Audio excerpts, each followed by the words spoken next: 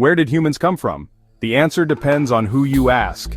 Some turn their gaze to the stars, searching for cosmic origins, while others look to ancient stories written on scrolls or to the bones buried deep beneath our feet. Let's start with the Bible. According to the book of Genesis, in the beginning there was only darkness. Then, light. Over 6 days, the world took shape. Land, sea, plants, animals. And finally man. From clay, God molded Adam, giving him breath and life.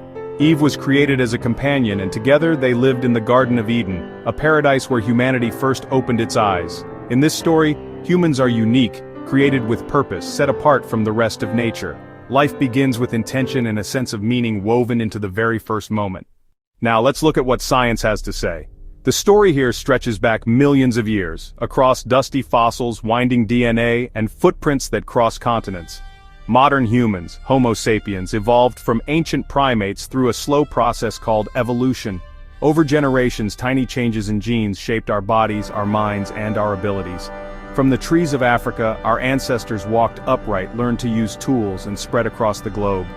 Archaeologists pieced together the puzzle from bones, artifacts, and genetic evidence tracing our shared journey back to a common origin with all life on Earth.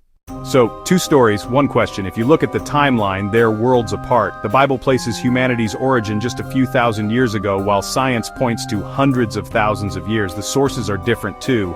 Faith and scripture on one side, evidence and observation on the other.